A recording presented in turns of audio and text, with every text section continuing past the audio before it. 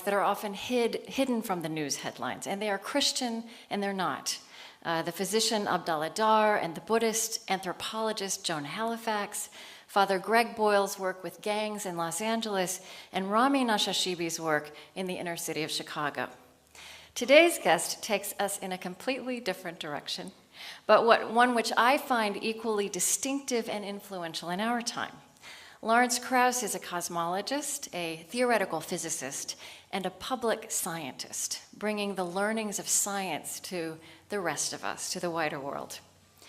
So the science-religion debate is well known, and Lawrence Krauss has strong views on that. But in my mind, I'm just going to lay my cards on the table. What science might have to say about God, or what religion might have to say about science, is not really what either of those disciplines are for. I am, however, fascinated by how scientists in our time, we've talked a little bit about neuroscientists this week, neuroscientists, biologists, and certainly physicists and cosmologists are adding their own insights and questions to realms of human inquiry that religion and philosophy long dominated. Where did we come from? What does it mean to be human? What does the future hold? What is our place in the universe? Science is as much at the center of everyday life as it's ever been. I don't think it would be an exaggeration to say that some kind of science and technology is woven throughout every moment of every day for many of us. And yet, we understand, speaking for myself, so little about it. Someone like Lawrence Krauss, who's helping us understand, is bringing his own 21st century spin on the phrase, which is the theme of this week, inspire, commit, act. Lawrence Krauss is foundation professor in the School of Earth and Space Exploration and the Physics departments at Arizona State University. He's the associate director of the Beyond Center there and director of the Origins Initiative. His books include The Physics of Star Trek, and we will talk about that, don't worry. Okay. Fear of Physics, A Guide to the Perplexed, and in 2012, A Universe from Nothing, Why There is Something Rather Than Nothing. This Perfect. Comes right like clockwork, and I was informed yesterday it's a barge. I thought it was a train. Oh, I've seen it. Sorry, it's a steamboat. It's a steamboat, not a barge. Okay. It's a very fancy barge. All right, so tell us. From a cosmological perspective, they're the same thing. It's okay. Okay. All right, I'm glad to know that. As we start, tell us about the origins of your life as a scientist.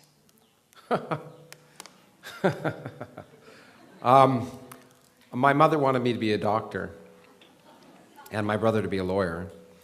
And unfortunately, my brother became a doctor. A lawyer, actually. Sorry. Unfortunately, my brother became a lawyer. I would rather have him become a doctor. But and then, therefore, the pressure was on me to even more become a doctor. And my mother, unfortunately, since neither of my parents went to even finished high school, actually, helped get me interested in science in the sense that she mistakenly told me that, doctors were scientists. Well, medicine is somewhat related to science. Some of medicine is, certainly. Most doctors are not scientists in the sense that... Right. And therefore, but I got interested in science, and I started reading about it a lot when I was a kid. And so reading about science, particularly about scientists and books by scientists in particular, had a big impact on me. And it was only in, I guess sometime in high school when I realized that doctors weren't scientists, and I was kind of hooked on science. And also I had crummy biology teachers. And physics was always by far the sexiest of the disciplines. And so, and still is, by the way. So I think that, and in fact, that's one of the reasons why I guess I write, is to return the favor, because I was turned on by books by Isaac Asimov and George Gamow and people like that. And it's nice for me, and it happens that when people who were once young and now are not, have told me that one of my books turned them on to science in one way or another. And so I actually wasn't convinced I was going to do physics. I didn't know what I was going to do. I did history for a while, because physics seemed detached from people, and I'm very political as well, as we may get to. Because in fact, to amplify what you said, science is not just a part of our everyday lives, it's a part of every important political decision that has to be made, yet it's never discussed by politicians. One of the things I've been working hard to change. Right. Anyway, so eventually I ended up doing a PhD in physics. I was thinking about doing philosophy when I was, I sort of had a opportunity to go to Oxford when I was younger and take some scholarship, and I didn't. I was very happy. I came to the United States instead and did physics because philosophy is such a waste of time. That, oh, I forgot. Anyway, but I didn't know if I'd get a job, but it was just fun. And I think that's the reason to do science. I mean, you have a very long answer to a short question, but No, that's okay. But the reason people do science is not to save the world. It's not it's because it's fun. That's the only reason that people do science. And generally, you're not going to work for 20 years on a given subject unless you enjoy it. And I think that we don't explain that enough. Anyway. Was there any kind of religious or spiritual background in your childhood? That was a religious background. I was brought up in a Jewish family, and I was bar mitzvahed and briefly became anti-Semitic for a while after that.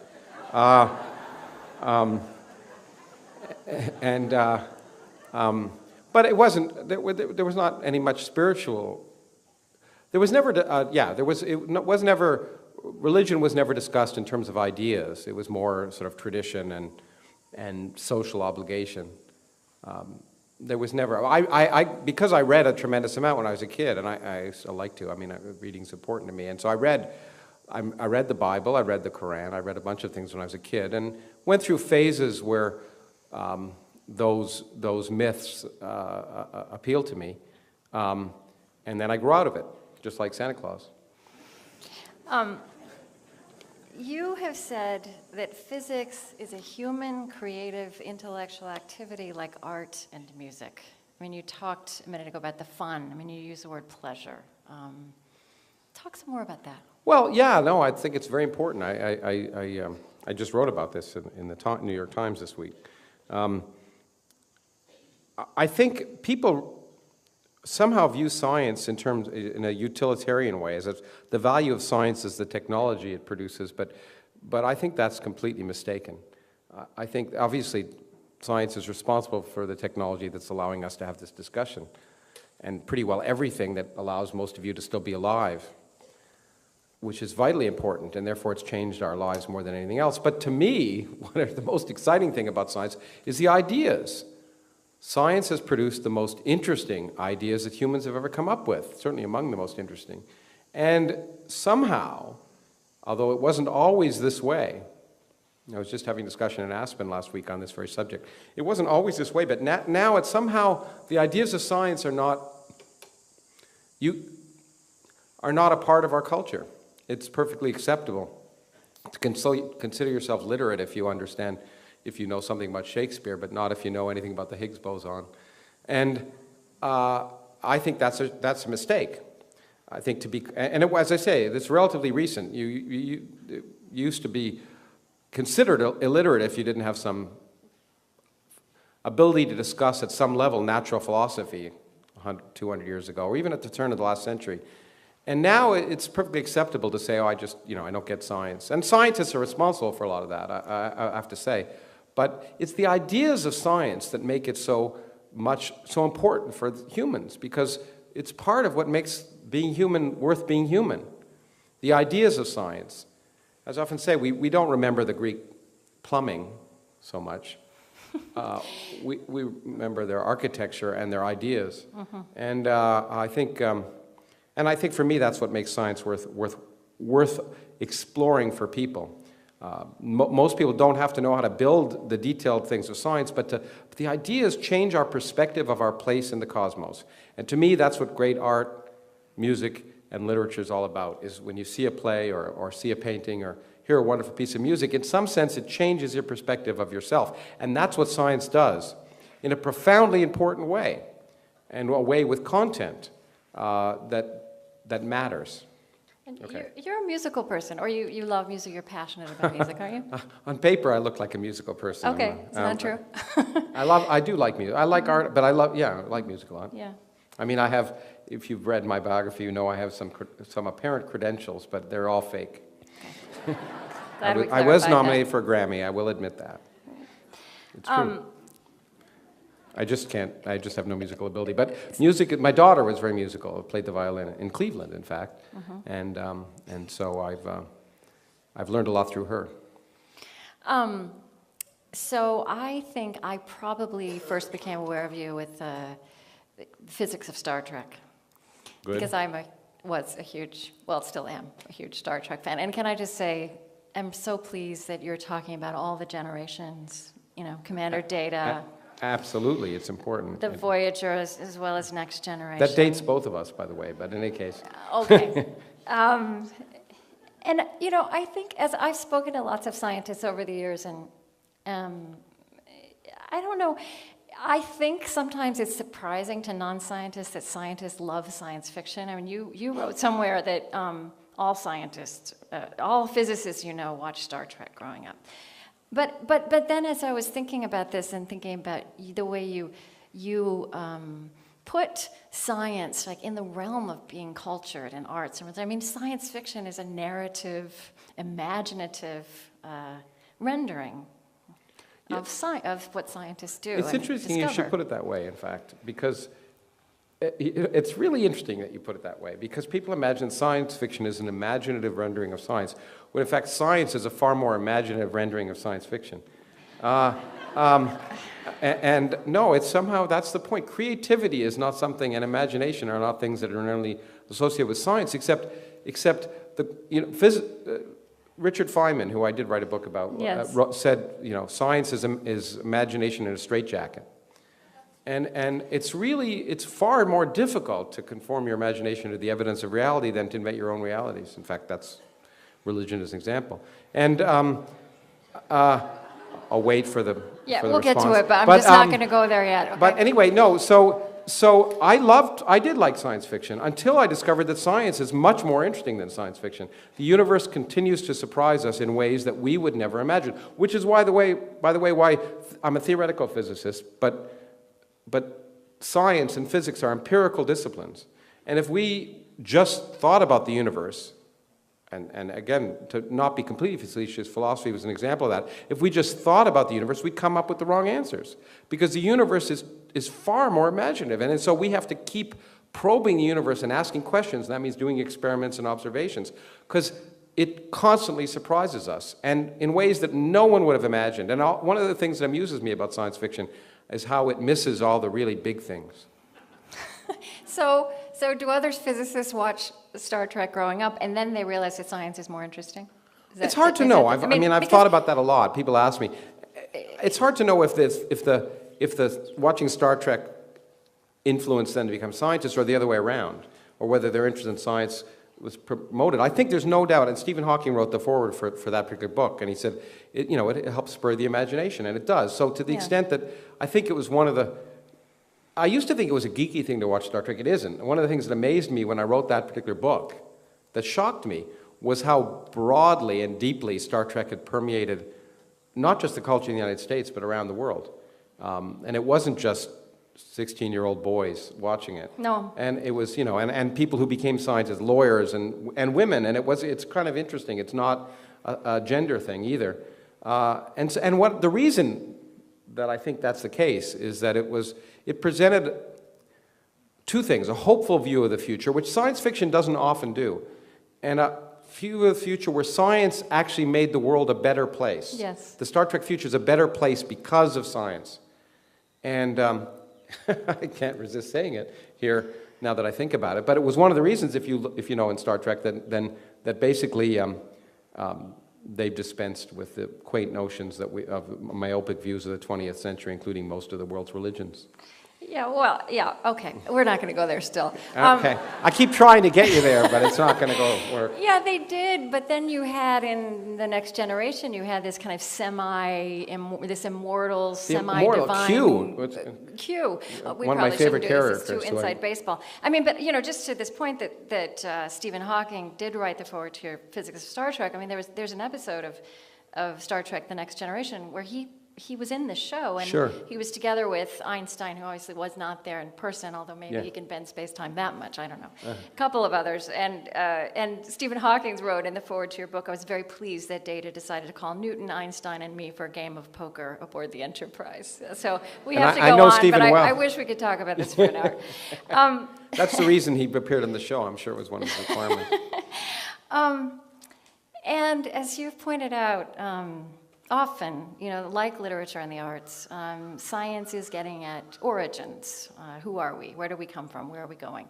So, but in a very different way than religion approaches these things, or philosophy, or the arts. So, as a cosmologist, I'm biting my tongue. yeah, I know, no, but I just want to hear from you. Like, as a physicist, how do you approach the question of origins? What are you looking at? What are you exploring? Well, I think I'm exploring the same questions that people have had since since people have been people. We all want to know where we come from, how the universe originated, how it'll end, what we're made of, and that naturally does lead to questions of is there purpose and are we here for a reason, I think. But those aren't science Those aren't questions. scientific questions, Yeah, and yeah. in fact, that's what I was just going to get at. They're not Yeah. scientific questions. They presume, in fact, most people, in fact, I've gotten in a lot of trouble from some philosophers recently because I use the word why. Why is there something rather than nothing? And in fact, as I say very clearly in the book, why questions don't mean anything. They're content-free. Any of you who have children who've been asked why, when ultimately the only answer to that is because, and that is also content-free. Because why presumes purpose. Whenever we say why, we really mean how. At least in science. In science, yeah. And it's true, and that has content. And we say, when we mean why in religion, we're presuming the answer before we ask the question. We're presuming there's purpose. There must be a reason for our existence, otherwise why? And science doesn't make that presumption. And the remarkable thing is science finds the universe works pretty well without that presumption. And so when we ask the why, as we used to ask, we can ask the question, why are there 9 planets? And there are 9 planets, by the way. Pluto is a planet. I don't care what my friend Neil Tyson says. My daughter studied Pluto in grade 4 and did a project on Pluto, and I don't plan for her to go back. And but when we ask that question, we don't, when Kepler asked the question, say, why are there 5 planets, he might have meant there was some divine purpose. He would talk about the Platonic solids and all that. But now, we've changed the meaning of that because we realize that there aren't 5, not only are there not 5 planets, that there's nothing special about 9 planets. There are solar systems around most stars we see. We've discovered 2,000 planets already. And so the question really means, how are there 9 planets? How did our solar system arise? Is it different than other solar systems? Is it natural to have an Earth-like planet? Could there be life elsewhere? Those are productive questions. And so science changes the kind of questions we ask by changing the meaning of words because we learn things. We change the meaning because we understand the universe and we make progress. And I would argue that's why science, it's nothing wrong about changing the meaning, it's because there's progress in science, unlike, theology. I'm sorry, I keep trying to hope I'll provoke some people here, but what I mean by that is we're forced, science, one of the values of science is to make us uncomfortable. Somehow, that's supposed to be a bad thing for many people, being uncomfortable. Being uncomfortable is a good thing because it forces you to reassess your place in the cosmos. And being too comfortable means you become complacent and you stop thinking. And so being uncomfortable should be a spiritually uplifting experience. So I don't mean that science isn't spiritually uplifting. I do think it is, but for the very reasons the very antithetical reasons to religion, I guess, is the fact that it causes us to feel less comfortable should provoke us to try and understand what we can do and what meaning we can make in the universe. And so learning that we're more insignificant or learning that the universe isn't made for us or there's no evidence that it is profoundly inspiring, or should be.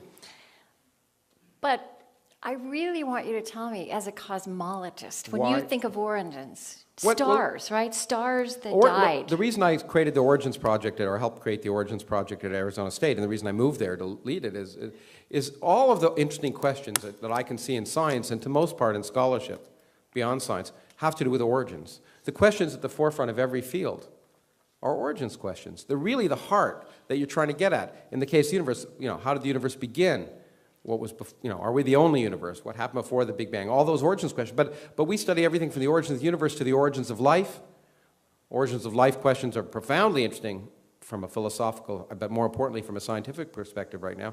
The origins of consciousness. If you think of the frontiers of human investigation, they inevitably involve origins. And we've been pushing those origins questions back. And that's the great thing about science. The origins questions 200 years ago, when Darwin asked them, would have been very different.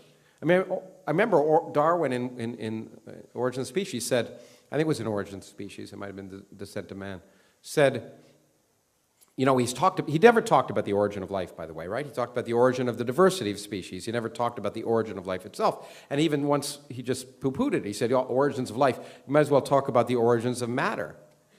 Because you're not going to understand. So that's what you're talking about now. Exactly, and that's what's great. We're pushing back those frontiers, so the kind of questions we can ask. And for me, it's just the most exciting questions. I find it synonymous with the most exciting questions. The reason I became a particle physicist is because it's the fundamental structure of the universe that ultimately sheds light on all the complexity that we see. The universe seems to be incredibly complex, and one of the beauties of science is at some level, the diversity of life, the complexity of the phenomena we see, we can understand in terms of a few very basic principles, and how remarkable that is. I mean, how amazing that is, and how we should celebrate that. Mm-hmm. I kind of feel like you have an assumption that people in this room wouldn't celebrate that. But No. I think in this room, there's more likely that they would celebrate it than in many other places, I would suspect. It's true to all of you. Okay, so, one thing you're really great at is explaining, taking concepts of physics. And I thought we might do a little bit of that, but maybe we save that for the, If there's any burning question you have, I'm happy to answer it. Well, I have lots of burning questions. But I think maybe what would be fun to talk about now specifically is the Higgs boson, which is something that's out there that we're talking about that's not new, but newly more likely, right? I mean, you can't say 150% proven, but there's new evidence, right? It's certainly captured, not only captured the imagination of physicists, but and around that the world. is one of these fundamental ways of talking about what it's all made of and how it comes together. Yeah, and again, to promote my piece in the Times on Tuesday, I tried to explain, I don't make money from it, so it's okay for me to promote it. I tried there to explain why I think it's important for people who don't care about science to... Yeah, but so how do you explain the very basic question? How do you answer what is the Higgs boson? Why should I care? Yeah, well, the answer is not so pat as you often hear. People often say, well, it's responsible for mass, but it's not that question. I was just doing an interview yesterday where someone said, well, I never asked why there was mass, so why should I care? And it's true. It's not as if you wake up and say, gee, why do particles have mass? It could be just a given. But there's a much more interesting intellectual reason why we were led there. And it's a reason that we should celebrate. But I bet most of the people here don't know why we should celebrate, so I'll explain it. Okay. We should celebrate a revolution in our understanding that took place about 45 years ago, or within the last 50 years, a totally complete revolution in our understanding of the universe that's been unheralded. You don't read about it much. In the early 1960s, there are 4 forces in nature. Electromagnetism, which you know of, and gravity, the two you're most familiar with. There are 2 more called the strong force and the weak force. In 1962 or 3, we understood one force in nature, electromagnetism, was the only force we understood as a quantum theory. Quantum mechanics is the theory that governs matter on very small scales and forces. Only one of them was understood. What is remarkable is within a decade, we understood 3 of those 4 forces of nature. I mean, it was one of the most amazing period of scientific expansion and understanding the universe, and it's not really understood. And one of the most beautiful aspects of that is we understood that all of the forces in nature could be understood in terms of a single mathematical formalism. They had exactly the same structure mathematically, which is profoundly interesting. But even more interesting, perhaps, you know you've made a breakthrough in science when two things that seem very, very different suddenly are recognized as being different aspects of the same thing.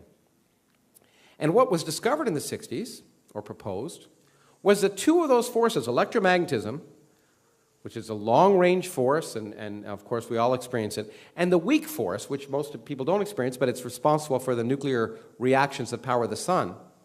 Two forces that seem incredibly different. The weak force is, the electromagnetic force is long-range. I can experience it across the room. The weak force operates only on the scale of nuclei, and it's 20 orders of magnitude weaker than the electric force on most of our human realm. Those two very different forces could be understood as different aspects of the same thing. Now, how can that be? I'm going to take a little bit longer. I hope you don't mind. That's fine. Okay. Well, it turns out in quantum physics, in quantum mechanics, we understand forces by the exchange of particles. We experience the electric force, static electricity, by the exchange of particles called photons, particles of light. And it's because they're massless that the electric force is long range. It was proposed that the weak force is weak and short range because of the exchange of very massive particles. And that was proposed in the 1960s, and those particles were discovered at CERN, the same place that just discovered the Higgs boson, 25 years ago. But how could, therefore, a force that has massive particles, be the same as a force that has massive particles? Well, they could be the same if at a fundamental scale, all the particles are massless. They can be described by exactly the same mathematics. And then what happens is the mass of the particles that convey the weak force is an accident. It's an accident of our existence. If, and this was what seemed too good to be true, if this invisible field permeates all of space, you can't see it, but if the particles that convey the weak force interact with that field and get slowed down like swimming through molasses, get retarded because of that interaction, they act like they're massive. Whereas the photon doesn't, and it remains massless, then everything would work.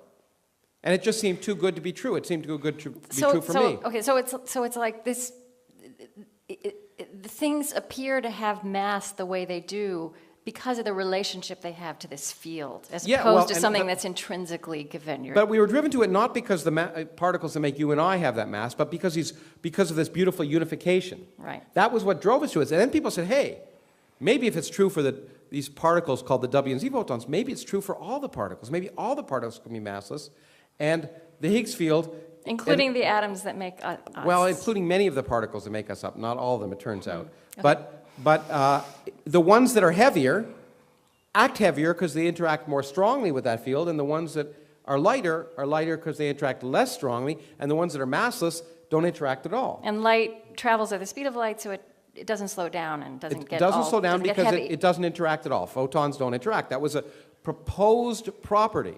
Now, what's amazing, as I say, it seems kind of slimy, doesn't it, to invent, it's I won't make a comment about religion. No, good. But it's inventing invisible forces is not what science is all about. It's what other things are all about. And science should be, if it's there, we should be able to detect it. But the great thing is, so if it turns out it's a consequence that if there is this invisible field that's doing all this marvelous stuff, then physics says if you hit it hard enough, if you smack that field hard enough with enough energy in a small enough region, you'll produce real particles. That's a prediction. And those real particles, the field is called a Higgs field, those real particles will be called Higgs particles. So if that field exists, you should be able to produce particles and see them. And that's what we've been trying to do for the last 50 years. And that's what's happened in 2012 at CERN. That's what just happened, right. We think. We built a machine. We were building a machine in this country 25 years ago, 20 years ago, that would have been sure to detect these particles, we think, but Congress, in its wisdom, and then when it was much wiser, it was still pretty stupid, decided that it was, even after building the biggest tunnel that had ever been built, 60 miles around in Texas underground, decided they couldn't afford the $5 billion to finish the project, which is now the cost of air conditioning for a day during the Iraq War or something. And obviously, which was a much bigger waste of money. But we decided we couldn't build it, so it's been built in Geneva. Fine, that's So life. I want to understand this so badly, and I struggle to understand it. So when we talk about the Higgs boson, we're not. That is an expression of the field, right? In quantum physics, fields and particles are the same thing. All fields exist. The electric fields, when you feel static electricity, classically that's an electric field. Maxwell and Faraday described it beautifully. In fact, the first major unification was the unification of electricity and magnetism. Two very different seeming forces were understood by Maxwell and Faraday and others to be different manifestations of the same thing. Beautiful, just beautiful. But that field that they called a field, we now understand is due to the exchange of particles, photons, and the weak force due to the exchange of W and Z bosons. And we understand that the Higgs field, the reason particles feel mass is by exchanging particles with that Higgs field, Higgs particles. And if they exist, as I say, we have to be able to detect them, and we even predict many of their properties. That's why it's not just a crapshoot. We didn't know their mass, but we predict many of their properties, and the particle that's been observed, the bump that's been observed in Geneva, is Higgs-like. It seems to have all the properties of the Higgs, and it's where we kind of would have expected it maybe to be, which is what surprised me, because I was betting against it. I was sure this beautiful... Stephen Hawking betted against it too, right? Yeah, he lost $100. And it's one of the few times that Stephen and I agree, in fact. But it just seemed too good to be true, and it's so rare that nature obeys what we imagine to be true that I thought nature would come up with a much more interesting way around it, and I would never have guessed it was true, and it's still not certain that it's true. In fact, what's really beautiful is every time we make a discovery in science, we end up having more questions than answers. And having discovered the Higgs, if that's what we've done, does not close the book. Because we still don't understand why this Higgs field exists in the universe, which is really, and why, I mean how, why that Higgs field exists, because that's really what's responsible for our existence. We wouldn't be here if it weren't for it. And we think that besides just discovering this particle, there are other tantalizing hints. In fact, in the nature of what's been discovered, plus what we expect, it'll say the Large Hadron Collider at Geneva will point us in the right direction to answering those questions. We've been, as I often say, like people locked in a room with sensory deprivation for 40 years. What happens? You hallucinate. And that's what most of the business of what I've been in is, hallucinating for the last 40 years. Most of the hallucinations we've had, namely theoretical physics, will be wrong. Most ideas are wrong. We don't celebrate that enough, but it's true. Most ideas are wrong. And so all of the ideas may be wrong, but we won't know until nature points us in the right direction. And I think, and many other people think, that if we've really discovered it's the Higgs, there's bound to be new things at the Large Hadron Collider that will point us in the much more interesting direction. You don't even know what that direction is right now. No. Yeah. I mean, I have speculations. I have ideas, as so do other theorists. And I always hope I'm wrong. I've often say the two greatest states to be in if you're a scientist is either wrong or confused. And I'm often both. And but yes, and in a positive way, you talk about that as beautiful, and mystery is a word that's absolutely part of your vocabulary. Mysteries are what it's all about. In fact, not knowing is much more exciting than knowing, right? Because it means there's much more to learn. The search is often much more exciting than the finding, and mysteries are what drive us as human beings. I think they're certainly what drive scientists, and the beautiful mysteries of the universe are what should keep propelling us, because we are fortunate enough, for whatever reason, to have an intellect and have evolved, and I can still say that in the United States, to have evolved a consciousness that allows us to ask those questions, and to stop asking them is just a tragedy. Yeah. Okay, so here's where I want to talk about religion. Oh, good. Good, because when we talk about stop asking those questions, it's a natural segue to religion. Well, but actually,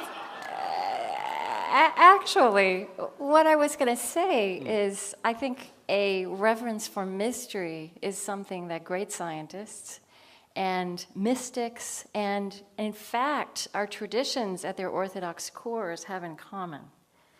Absolutely. I mean, I know that's not what religion is most famous for right now, but to me, that is the shared language. There's the shared language of mystery. Yeah, I'll give you that. No, and I mean, the origin... Thank you. Except that science has changed the language, because science has meaning. And I don't mean that in a facetious way. I really don't. I think that science and religion and mysticism and all have their origins in the same, in being human. They all have common origins. The difference is that science has moved beyond, has taken us beyond our childhood. So one thing that happens to me, because I spend my life in conversations, and so I start to have this cumulative conversation in my head. And so a couple of people I was thinking of as I was reading you and kind of getting inside your head. By the way, I think I talk about my interview methodology as the Vulcan mind meld method. Excellent. Okay, so that I try to, your thoughts to my thoughts. I try to just know everything I can, so I'm kind of have an idea of how someone thinks, not just what they know. I want you to know the Earth moved for me as well. That I'm what? Okay, no, it doesn't matter. I'm just anyway. I didn't hear that, and I'm not going to ask you. That won't get into the radio program, Okay. I'm sure. I didn't hear it. And, okay, so two people I thought of. One is, I think a lot of what you're arguing with in religion, a lot of religious people would argue with too. And, but I kept thinking of a geneticist, Lyndon Eaves. Do you know him? He's done a lot of the biggest long-term studies of twins. And he's also an Anglican priest. And he said to me, that when he was in his laboratory, religion most of the time had no place there. He said, I hold it at bay. And at the same time, when he's sitting at the bedside of somebody who's dying of cancer, science has nothing to say in that moment. There's meaning. Oh, I disagree about that. I think, I know always people say, in fact, a very famous biologist said, when I go in the lab, What does I'm an science atheist. have to say to death, to dying? Not to the biological breakdown of a body, but to the existential moment of dying. I think it has a tremendous amount to say. It has to say to us that, first of all, it has to say what dying is. What is dying? No, What's yeah, the process okay, there's of dying? that. There's that. No, I know. because we're all going to experience it.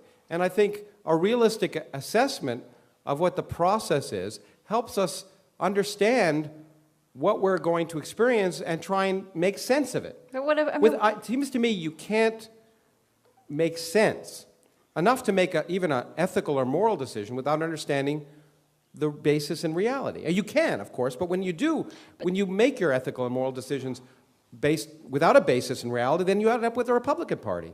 No,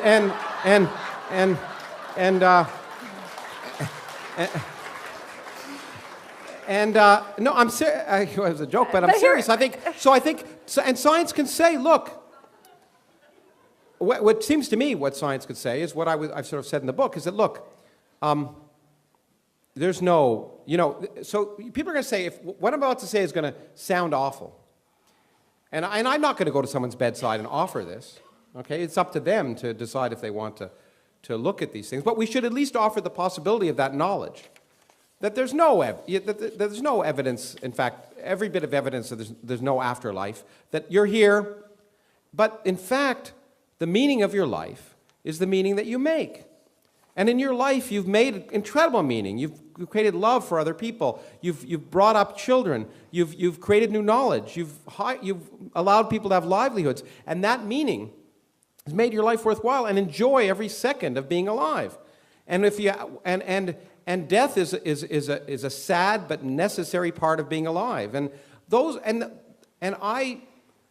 that may not sound like the same comfort of saying that you're going to have eternal life and you're going to be with your family. I don't think Lyndon Eaves is talking to people about eternal life. No, but I don't see why that's any less comforting than. But what you just said isn't science. Yes, it is. It's saying there's no evidence. I mean, here's what we're saying is that. But you can't put meaning under a microscope. You can't shoot particles at it in the large hadron. No, but I don't understand what meaning is till I ask the questions of how the universe behaves. And look, we can never disprove purpose. But so I can never say there's no purpose to the universe. I could just say the universe behaves as if there's no purpose, but that may just mean I'm missing the point, as a lot of people may think. But there could have been, but you can answer it in the positive. But there's no evidence. The stars tonight, if the stars tonight realign themselves and said, I am here, in Greek, presumably,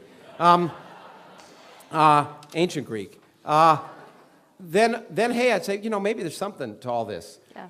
But in the absence of that, I can't.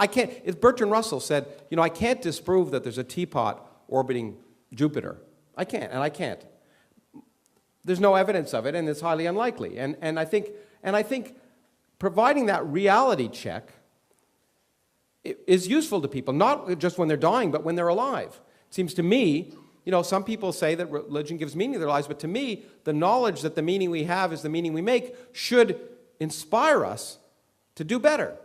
And so I personally think that every single thing that religion provides, rationality, empiricism, and science can provide, and not only that, it can provide it better.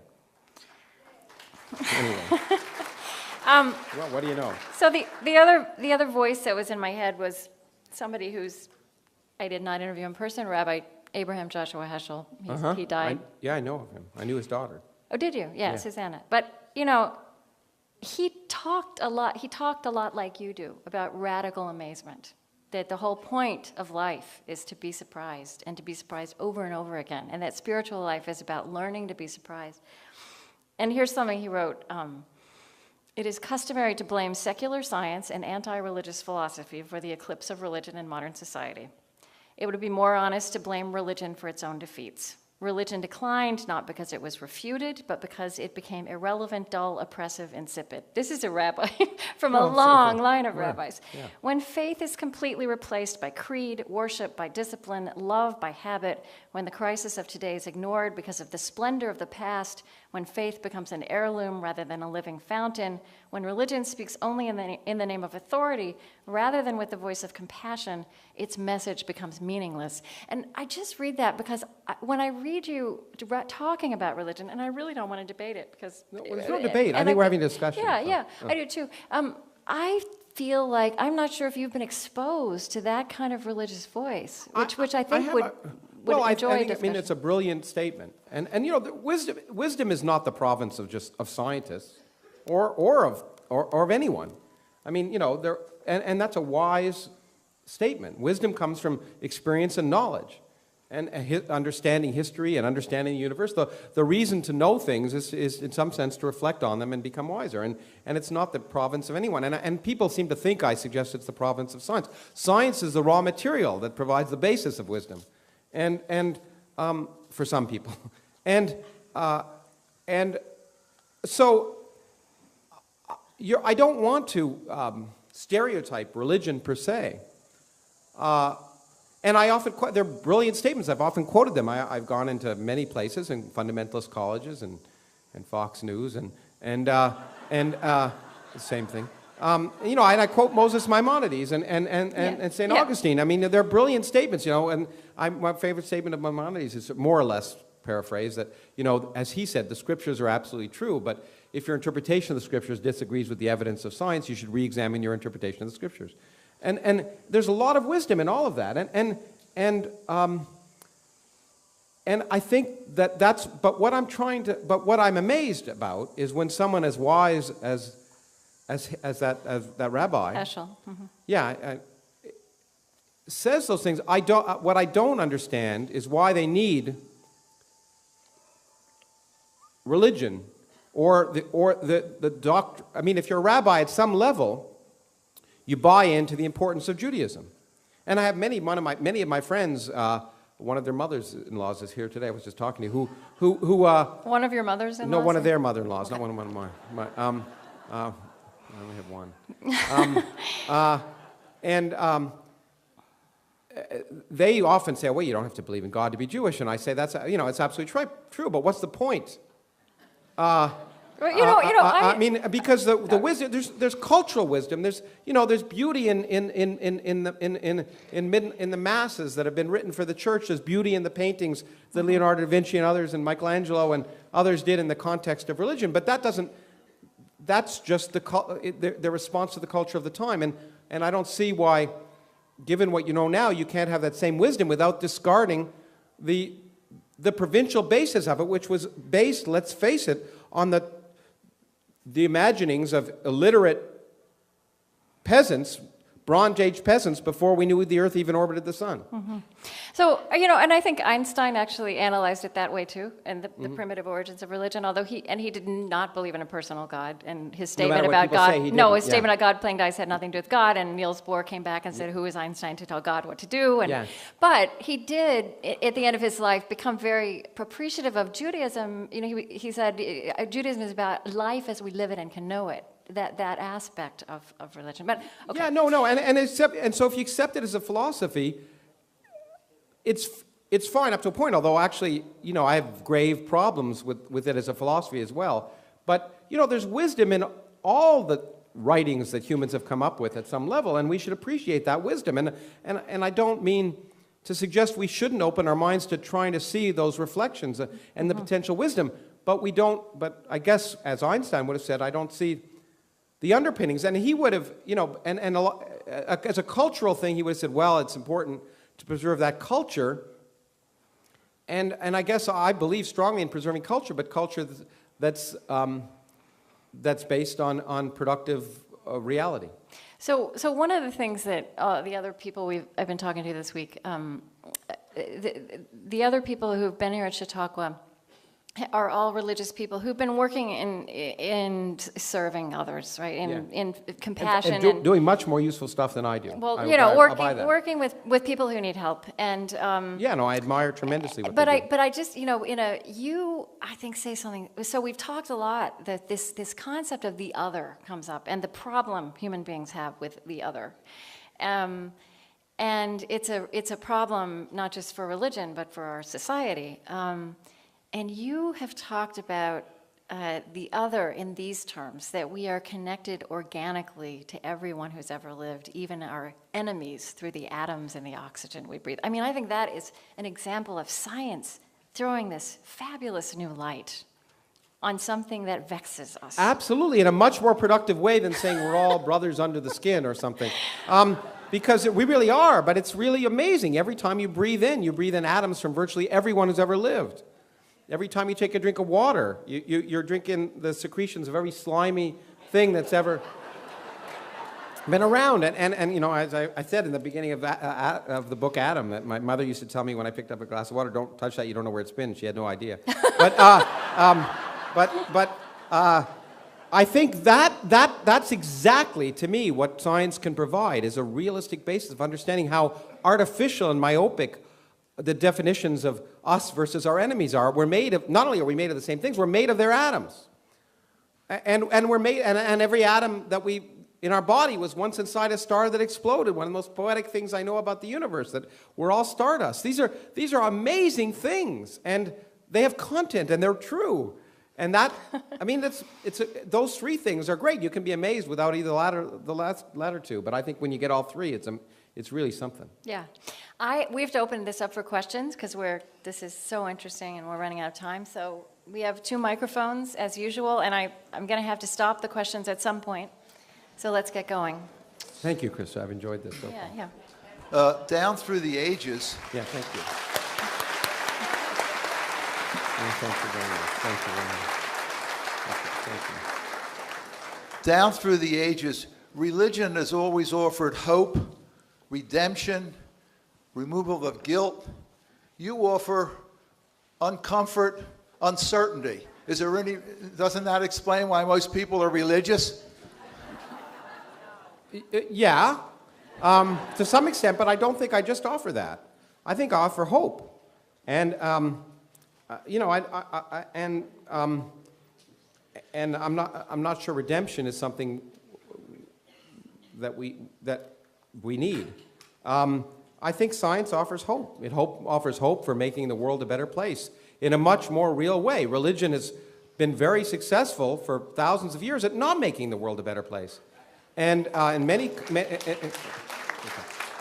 cases, and I don't, look, I understand the utility that religion has provided, and the hope and the good service that's provided by many of the people who've been here. They're inspired by those things. But I guess the 2 things I say is that, first of all, that's not just the province of religion. People are inspired to make the world a better place for many other reasons. They can have hope in the future for many other reasons. And so And I would say, on balance, that that religion has not achieved those goals in all the time it's been there. And you know, my friend Steven Pinker wrote a wonderful book. It's a long book, The Better Angels of Our Nature, which really discusses the reduction in violence over human history, which is amazing because we all have this presumption, you know, we're talked about terrorism and all this nonsense, and we're taught to be afraid because it's very effective to control people who are afraid. But in fact, you can show in very good ways, as he has, that violence has significantly reduced over time. And he argues, I think pretty effectively, that one of the reasons for that is the rise of rationality and the Enlightenment. Not because people are more religious. In fact, happily, people are getting less religious all the time. And it's true. It's a statistic.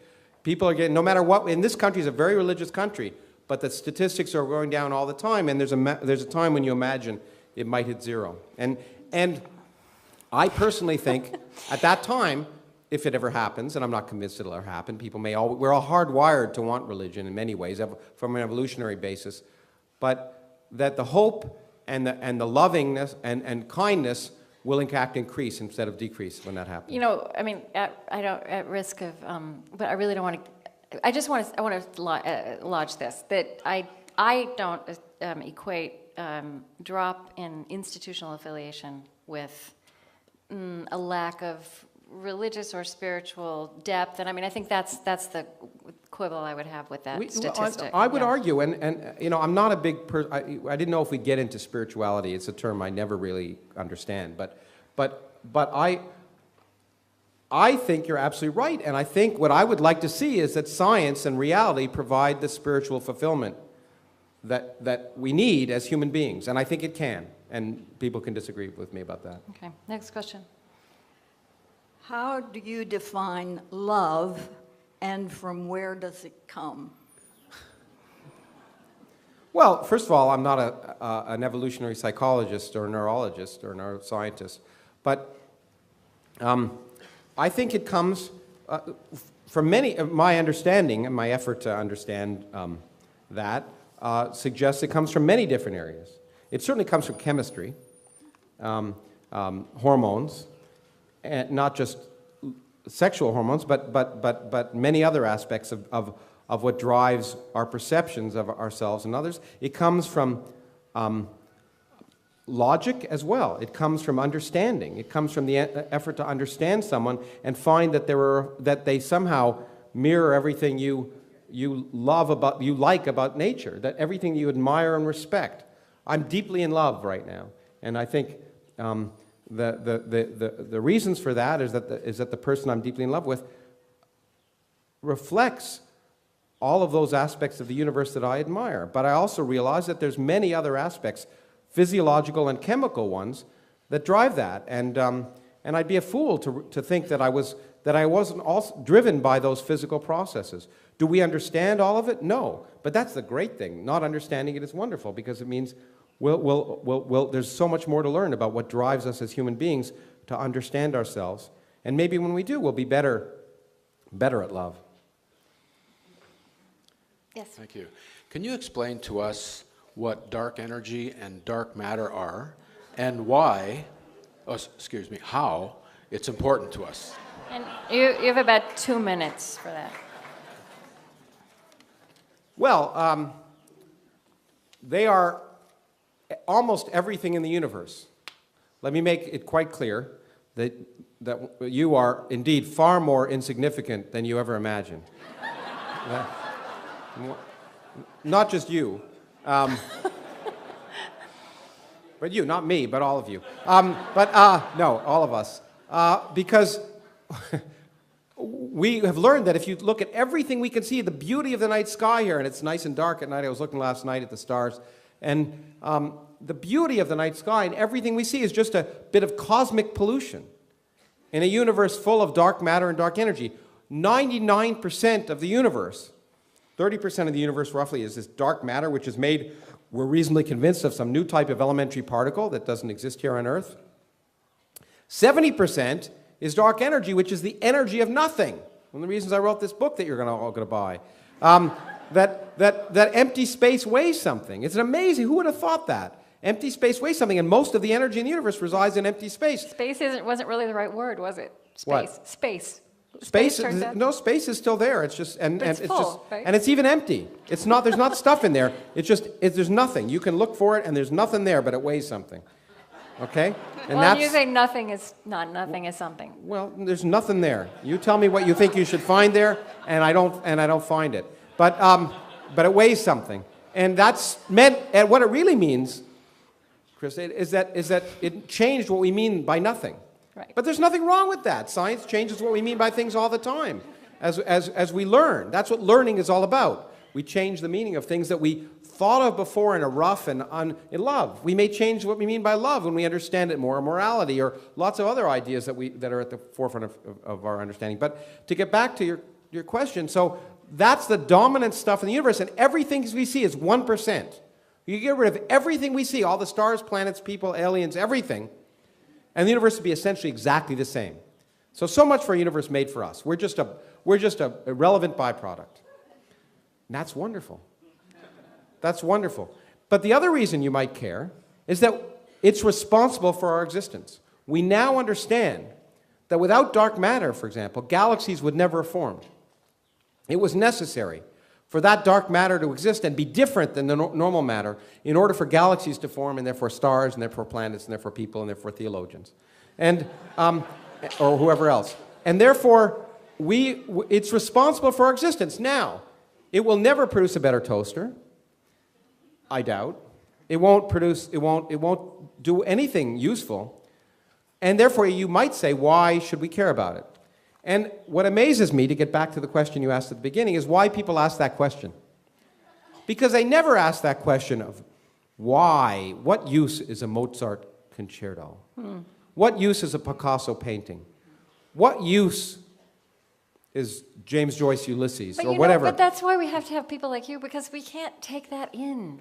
We don't know how to enjoy that. Well, we don't. You're right. I agree. There's a bigger barrier. You can't turn up like you can for a But you know what concert. amazing? But at the same time, you can enjoy it, I would argue. And most people just give up. And scientists are a large part of it. Most people, when it says come to science, well, I just don't understand it. They give up thinking. And that's a really sad part of our culture. And people don't say, you know what, I can't enjoy music unless I'm a musician. Can't enjoy art unless I'm an artist. But you know what? Unless I'm a scientist, I can't enjoy science. There is a great deal to enjoy, and of course, that's one of the reasons why I do what I do. But we have to get over this idea that you don't have to think at all. Well, you have to think a little bit. And people just close their minds. I write books, and so sometimes I read reviews. I try never to, but I do. So you got someone, let's take the New Yorker. You get a review of a John Kenneth Galbraith book on economics. That dates me. But maybe Paul Krugman, if you wanted, modern economics. And the reviewer will write a 10-page review analyzing in detail what he says, even if they don't understand it. But a review of a science book, a really good review of a book of mine is, it boggled my mind. I don't understand it, but it just boggled my mind. Now, can you imagine them writing that about Paul Krugman and still having their job at their New Yorker? I just don't understand the economics, but it boggles my mind. But that's a great review of a science book. You just put your mind in neutral. Yeah. Anyway. Oh, okay. Yeah. Yes. I like your comment that we all need to grow up. I've been told that many times. Anyway, go on. Well, but I would like to make a comment and also to ask a question. Sure. It takes some of us longer than others to grow up. We don't all grow up at the same pace. Yes. And in my experience, if religion is working right, we grow up. That doesn't necessarily mean that we grow out of it, but that we grow up and become responsible for ourselves and become responsible to become useful human beings, not out of fear, but because we choose to do it.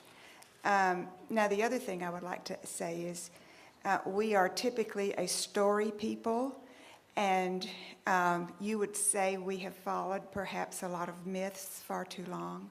But I think that some myths hold a truth that can't be said and can't be articulated and can't be proven. That doesn't make them childlike to me. How would you respond to that? Well, they're both very, very interesting and important points that you've raised. I think growing up is always a work in progress. I mean, that's what we're doing our entire lives if we're doing it right. Right. And it comes from many different places for many different people. So, you know, I'm not Dr. Phil. I'm not prescribing nonsense that, you know, pap for the public, that everyone can, you know, make everyone's life better. I don't ever pretend to do that. At least I try not to. You know, some things work for me and don't work for you. Right. And that's fine. And so people get their inspiration from lots of different places. And there's no doubt that for many people, their religion helps them grow up. I'm not suggesting that's impossible. What I guess I'm saying, which is where we might disagree ultimately, is it necessary? Now, why should I ask that question? And the only reason I ask that question is it seems to me that it is absolutely true that religion can help you grow up, but when I look at human history, I would argue the net effect of religion, and organized religion, has been negative.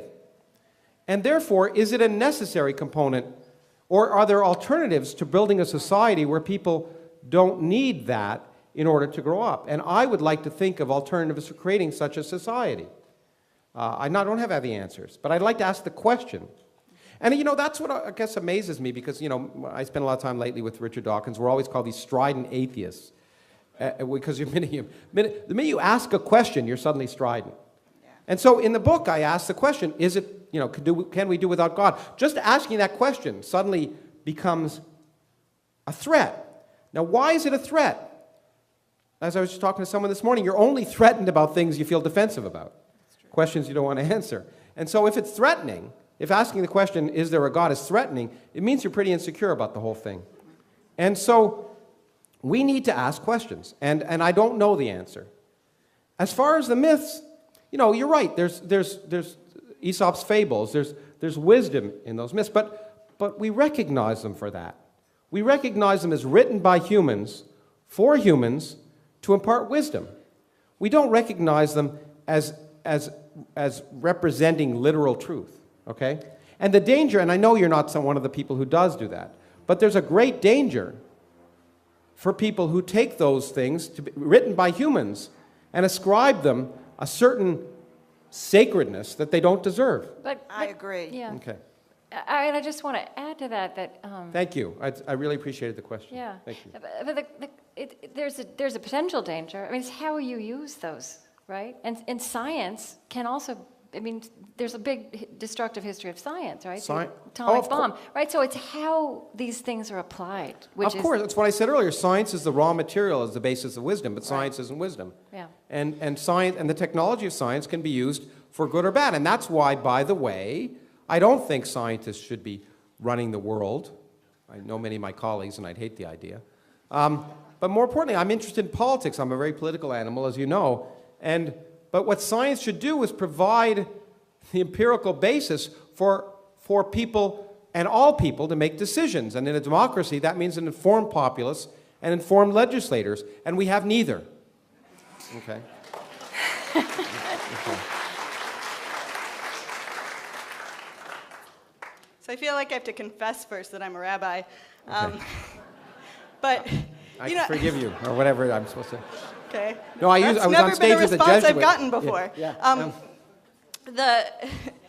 I have no interest, actually, in convincing you at all that religion is important, because it works for me, but it doesn't work for you. So. And I don't proselytize. I have no interest in convincing you that religion isn't important. I just want people to understand how amazing the universe is, and what they take from that, they'll take from that. My interest isn't in destroying religion. Although I do think that would be a good thing, but it's just to explain the world the way it is, and hopefully that'll lead to a better world. Right. So that actually leads right to my question, which is, hearing you describe the incredible complexity and vastness of the universe and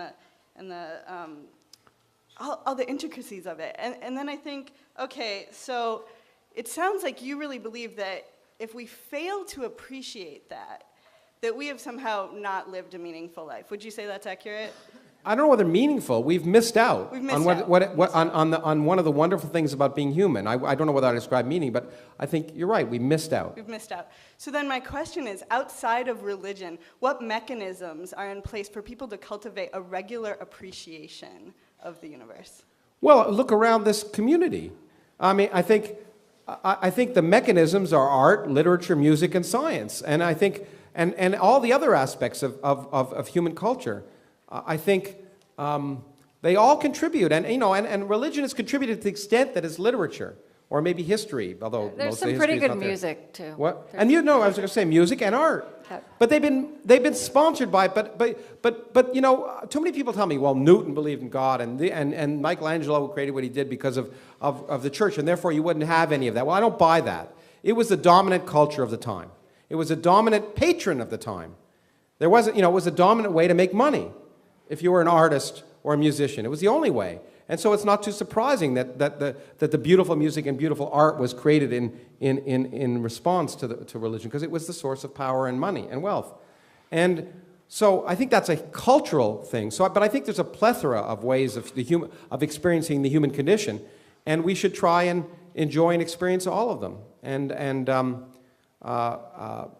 so, people like you are rabbis. I know that what you're trying to do is help people experience the world, the beauty of the Psalms as poetry and allegory for understanding or whatever, and that's fine with me. But understanding it in those terms, in real terms, not somehow arguing, to not take Judaism for the moment, but, or not, well, in the case of taking Judaism, not arguing that stoning your children for disobeying you is a good thing, or giving your daughters out to be raped is a good thing, as happens in the Old Testament. Or that believing in the case of, let me offend everybody, that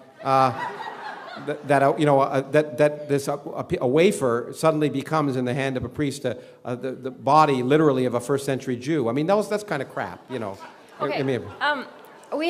Can you have a really quick question and answer, and then we're going to come back up here to close the show. So. Okay. I'll make this quick. Thanks for coming, and thanks for asking great questions. One of your colleagues, Stephen Jay Gould, I think, coined the term NOMA, non-overlapping magisteria. And in today's political culture, since you're a political junkie, how do you reconcile NOMA with today's political climate and the rise of the religious right? Well, I think, like many things Stephen Jay Gould said, that was wrong. And I don't believe they're non-overlapping magisteria. They are. There is a tension. If there wasn't a tension, then people wouldn't feel defensive, and there wouldn't be this kind of dialogue. There is a tension between science and religion, organized religion at least, and there are real threats. People in this country wouldn't feel threatened about teaching children about evolution if they didn't feel it threatened their faith. It shouldn't. Well, maybe the difference between me and my friend Richard Dawkins is he feels it should threaten your faith, and it will threaten your faith. And my feeling is that that's irrelevant. If it threatens your faith, there's something wrong with your faith. And so, okay, you can applaud, fine. Okay, but that's the important thing, don't yell at him. Okay. So, not on my time anyway. But I think that in that sense, there really is a convergence, and more importantly, science presents knowledge that can threaten faith, and we have to recognize that as a reality, and we have to recognize that when it comes to political decisions, when it comes to decisions about the real world, what we're going to do in the 21st century, what the next president is going to do, science matters and faith doesn't. Okay. And I mean that in not a pejorative way. I mean, Yeah. if you think about it, if you think about the questions that are facing us, it's what Krista said at the very beginning. All the questions. I've created an organization was called Science Debate 2008. It's now Science Debate 2012. We tried to get a debate between the presidential candidates on the issues that matter, on energy, security, the environment, health, all of the things that really are going to impact on our lives in the next 20 years, and all of which have science at their basis. at least in order to create informed discussion. And last time around, the candidates decided to have a debate instead on faith. And what did we learn? We learned they both had faith. And so I think if we want to be informed about the issues that matter, that really the decisions that are going to come in Congress, we have to realize that science is the way to do it. Anyway, So at least the way to inform ourselves. Yeah. I want to come at this a slightly different angle, just our last couple minutes. Okay, sure. I think one of the most interesting things that's happening in science, in other parts of science, in neuroscience and evolutionary biology, is scientists putting, taking into the laboratory these virtues of altruism, empathy, compassion, forgiveness, and realizing that these are essential to the survival of humanity, to living in this world of diversity. They're essential to the evolutionary development of humanity. Right, right. And so one way I come to think of these practices, and because our religious traditions are the places we've talked about virtue. Right, a lot of bad has been done, but a lot of good has been done too. And in some ways, I think not the only places. What I object to is that it's not the only place. There's people that say science can't address those questions. It's not the only place. I'm not saying that. But I sometimes think of some of these, the way religious traditions have passed down virtues, theologies, practices, meditation, practices of practical love as opposed to just the love you fall into, as spiritual technologies. Well, to some extent, yes, but they've also practiced stoning women who adulter. Right, so you got to weigh one versus the other. Yeah, but again, Einstein said science in his generation was like a razor blade in the hands of a 3-year-old, and he thought scientists would transcend national boundaries and bring peace to all people, and they invented the atomic bomb. And it hasn't yet. Absolutely. Right. And so again, that's the use, that's the application rather than well, necessarily the intrinsic humans value. are not just rational beings. If we are, the world would be a very different place. We have to recognize our inherent irrationality. Right. But that also is a scientific issue, I think. Well, yes. I guess the one thing I want to say that's probably the most unpopular, maybe, is I find it remarkable for people to say that religion passes on virtues. Okay. Well, so we're not going to. I just think the history of religion is exactly the opposite. All right. We've sat with people this week who are embodying that. And they do, and there are examples of Yeah. that. And throughout history, there are examples, as that woman said in her insight. For her, it passes on the virtues that makes her a good person. I'm Right. sure. There's no doubt about that. So- But en masse, I don't think it has. So I want to ask you this.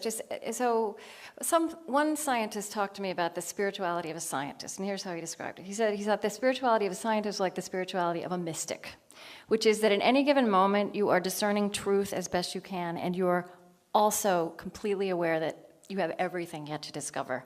An evolutionary biologist who's not religious recently said to me he thinks scientists need to recover the word spirituality. He said, we talk about it. We talk about the spirit of inquiry. So I just want to ask you, very personally, if you did